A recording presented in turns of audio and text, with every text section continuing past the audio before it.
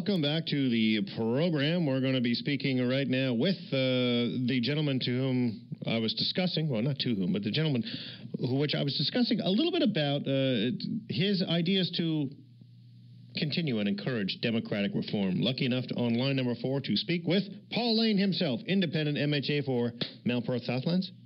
How you doing, Jonathan? Not too bad. How are you, sir?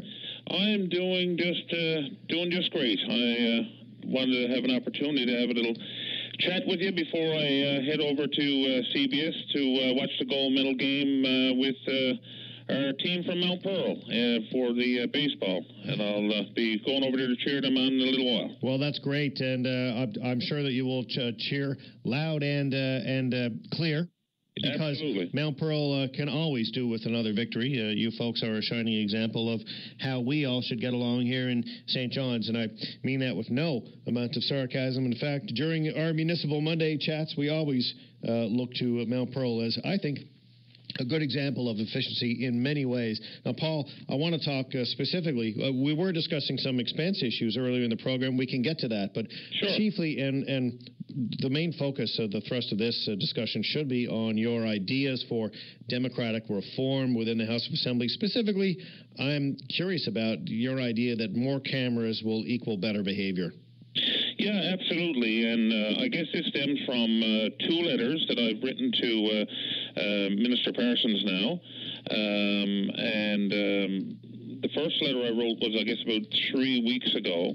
And I had requested to have a look at 2 issues. One was to, I guess, my idea was to put a split screen for the House of Assembly. So right now, when you're actually watching the House of Assembly, all you get to see is the person who's actually speaking. And, of course, anyone who might be behind or directly next to that person, but you don't get to see everything else that's going on or not going on. I suppose depends on which way you want to look at it. Right. And my suggestion was to have a split screen so that you could see the speaker, but then on the other side you would actually have a sort of a wide-angle shot of the House of Assembly so that you could see everything that was going on at each and every desk, if you will, and to see who's there, who's not there, if people are paying attention, if there's heckling going on and so on. I just thought it would be a good way to improve decorum. Now, since that time, I know that there's a group represents the media. They do have an association. I can't remember the exact name of it, but they did make a submission. They copied me on, and they don't support the split screen because somehow it interferes with their news coverage. But they did offer an alternate suggestion that would basically see a lot more wide-angle shots. So basically, after a person would sit down, before you go directly to the speaker, as you know, that there would be that wide-angle shot of the House and that as well. So I think that that could be a reasonable compromise. I certainly hope that the government and the other 2 parties will entertain it. I also, in that letter, had put in a suggestion to take the politics out of private members' motions. Yeah. Because, quite frankly, what you see happening now is that you have this big, long, if the government is bringing it in, a private member's motion, you'll see this big, long preamble that will be, patting government on the back for everything they're doing. And it's something like, we encourage the House of Assembly to support the government in their continued great efforts in this matter or another. And, of course, if you see the opposition bring it in, the preamble and all of the whereases are basically all condemning government, left, right, and center. And is that not the job of the opposition or the party in power to promote at all costs? And if you look at Hansard and the Mr. Speaker this and the Mr. Speaker that, there is plenty of context put into all speeches made by members of the House. Why focus specifically on private members' bills? Well, I mean, we saw a clear example. And by the way, the other part that I wanted to put, I suggested that there would be no amendments permitted to a private members. As you'll recall, the famous or infamous private members motion, I suppose, that I voted against, which initially I had intended on voting for, was where the NDP had basically brought in a private members motion, basically saying that the levy wouldn't go ahead. And then the government made a cute amendment to basically say that it would be temporary and it wouldn't go ahead at this time, or would be limited over time. So they basically totally turned around the intent of the original private members' motion, and it's all done in terms for political games and so on. So what I'm suggesting is, look, just put in the therefore be it resolved. Like, let's speak to the actual issue if it has substance, and let's not amend it. Let's vote either in favor or against. And let's try to take the politics out of it, and let's try to be serious about the issues that we're actually discussing. Philosophically speaking, presenting bills to the House of Assembly where people assemble and the House is represented by the people, the act itself is purely political. To continue the act of democratic rights or, exercising your democratic ability to govern, amendments are a critical issue because this is considering other sides and coming to an agreement or a compromise. As you know, Paul, politics is the art of making do in an imperfect situation. To not allow amendments of any sort to bills, whether they be private or not, is undemocratic. No, Jonathan, I agree. When it comes to legislation and actual bills, I agree with you. This is not a bill. A private member's motion is supposed to be an opportunity for a private member, and that's why it's called private member. So, like someone who's not in the cabinet, not in the government per se, on all sides, to be able to bring forward an idea for discussion. It's a non-binding. It's not a bill. It's not legislation, and it's not binding on anybody. But what I've found is that it gets turned into quite often a bit of a circus, and it gets turned into it's purely political as opposed to let's put out an idea, a legitimate idea, and let's discuss that idea, and let's vote on that idea either yay or nay. All right. You either agree with it or you don't agree with it. Good points. I appreciate that. What I don't agree with is your statement that if members of the other parties do not consider your suggestions of reform to be worthy of consideration, then they're not necessarily supporting democratic reform. Well, I didn't say, Jonathan, that it has to be exactly the way I'm saying it. I'm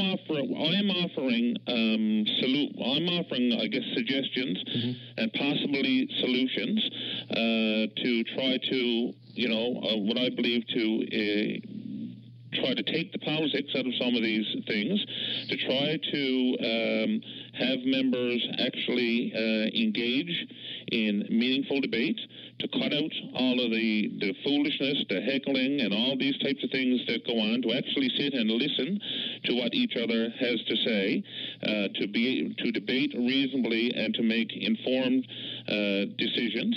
And I'm also suggesting in ways with the petition piece to try to increase the ability for the public to have their say, to make it easier for them, more convenient, and so on, to improve the democratic process. Now, it does not have to be written or done exactly the way I'm doing. Maybe there's an alternative. Like I suggested, I didn't suggest that. For the media, for example, for the cameras, the media pointed out a concern that they had, which is great, and they've offered an alternative, which would hopefully be a compromise to achieve, more accountability and more openness. And I'm open to any of those things. But excellent. Okay. I think all members should be open to doing those types of things, whether it's exactly as I've proposed or some other way to achieve the same end. I would like to see more MHAs contribute to the marketplace of ideas, such as what you are doing, and I know that there's more freedom as an independent MHA to do so, but it's good, and it's definitely a worthy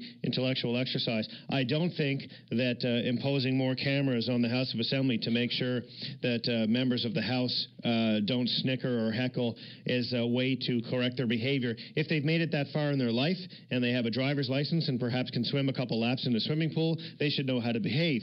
A camera won't make a difference. If you think a camera will solve the problem, you probably voted for the wrong person to begin with.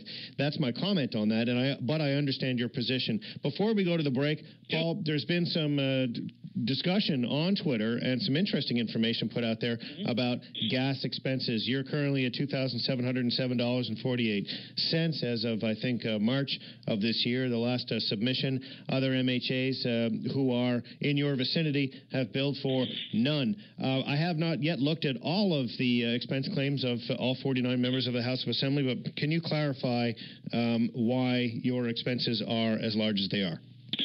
Well, first of all, I wouldn't suggest that that really they're large, but I would say this to you, that under the rules by which we operate, all MHAs are entitled to, I guess, claim their expenses in terms of the mileage and so on that they use, which, quite frankly, Jonathan, is no different than you see anywhere in private industry. Like where I worked prior to being an MHA, it was the same thing. If I used my vehicle for work, I could claim my mileage because, you have to pay for the expense of the gas repairs and so on. And under the MHA's package, it's really no different. I can say that I'm here in my office pretty much every single day. So if I have to go and meet with constituents, or I have to attend events and so on in Mount Pearl, or go to a meeting, or whatever the case might be, going back and forth, then I would claim my mileage. Now, whether other MHAs do or how much they do or whatever, I don't know. I can tell you that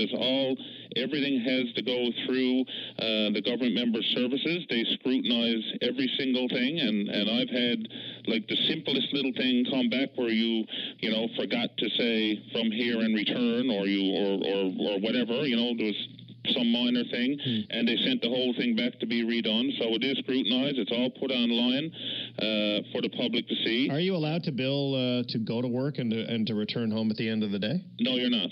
Okay. So if I leave Mount Pearl and I go to Confederation Building, or if I'm leaving Confederation Building to go home, you cannot bill that. But if I come in here, like I'm usually in my office around 7:30, 8 o'clock every morning, just about. And if I'm come in here and then I have a meeting to meet with a constituent or something, so I drive out to, Mount Pearl or the Southlands or whatever to meet with them or to attend a function, I come back to the Confederation Building, then I can claim that expense. And so can any other MHA. Now, I know that if you're a minister, then all your travel and so on goes under the minister's account or whatever, so I guess you wouldn't be, in a lot of cases, claiming anything as an MHA because you're claiming it as a minister. It would come somewhere else. It would come somewhere else. Some MHAs I know, like when I first got elected, we had to do an orientation which showed us exactly what to do, how it was to be done, recorded, and so on. And I followed those guidelines. I know that there were some MHAs at the time that I spoke to who had been around and I guess who had lived through the constituency scandal at the time. Oh, yeah. And some of them told me, I don't claim anything. I said, well, why wouldn't you claim anything? Why would you be incurring, legitimate expenses and not claiming them?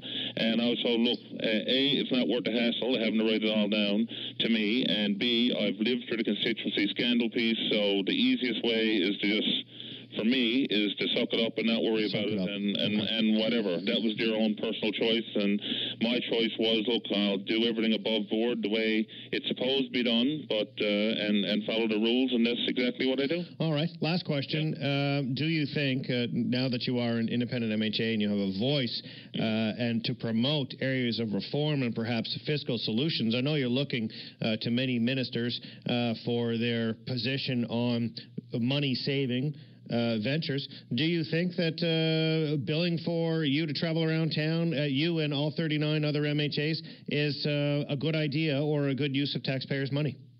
Well, Jonathan, again, I would say to you that the reality of it is that it's part of the job is to be out and about in your district. Whether you're in town or whether you're in rural Newfoundland, people expect to see you. They expect you to attend, the functions, whatever they might be. They expect you to go meet with them on issues and so on. And so I don't think anybody, should have to incur that expense on their own. It wouldn't happen anywhere else for any other employer. So you sure about that? I don't know why this would. I don't. Well, as far as I know, any employer I've ever worked with or was aware of, a lot of companies have company cars and company gas cards. We don't have that. Other companies, like say, where I worked before, basically, if I had to travel for business or whatever, I just simply put in my mileage. It was the same way. Yeah. So I mean, I think it's fair and reasonable. I mean, you know, I don't think that you can look at an MHA or anyone else and say, you know, because of the situation we're in, then that means that, you know, I mean, some people would advocate by, you know, MHA should work for nothing, volunteer. I mean, oh, yeah, well, that's not what I'm saying. I'm not asking for an extreme response. I'm asking for a reasonable response. I know, and I'm trying to give you a reasonable response. And my position is that if you, you know, have to incur, expenses to do your job, whether you're a minister or an MHA or anything else, well, then that's, you know, sort of the cost of doing business. And as long as it's being done properly by the rules and not being abused, then I don't personally see anything wrong with it. That's excellent. my opinion. Okay, I appreciate that. One thing I would hope that you would advocate for in the future, you and many others, would be carpooling. If you're all going to the same event, just bill us for one gas tank. But I will look into this in greater detail because I'm not operating with a full knowledge of each expense report for all 40 MHAs, but I thank you for your time and your position on this. Not a problem. Cheers. Always a pleasure, Jonathan. Always a pleasure. Have a good one. Take care. Bye-bye. We're going to go to the break.